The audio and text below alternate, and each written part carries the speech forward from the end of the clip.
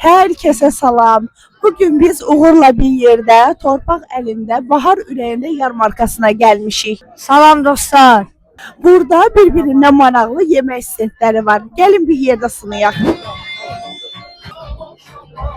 İlk yemək stendimiz Magnosten içəri girəndə düz ortada yerləşən Berlin Street yemək stendidir. Hazırsan Uğur? Bəli.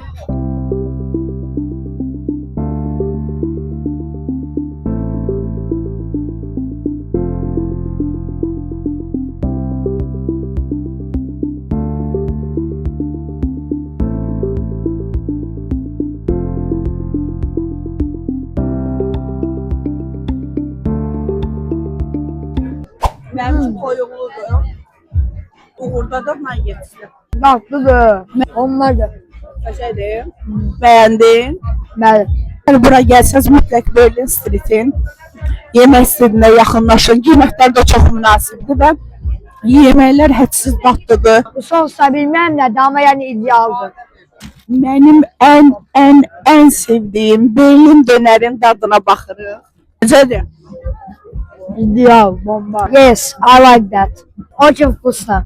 İçərisi də bol ətli, özlərinə məxsus sosları var. Berlin Street məndən 10 üzərindən 10 aldı. Məndə yəni onun ərzindən 11.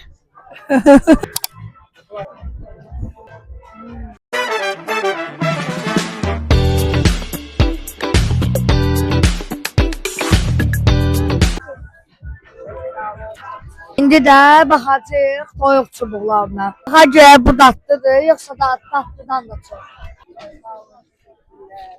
İndi də biz toyuq çubuqlarına baxacağıq. Baxa görək. Dadlıdır, yoxsa dadlıdan da qəşəngdir.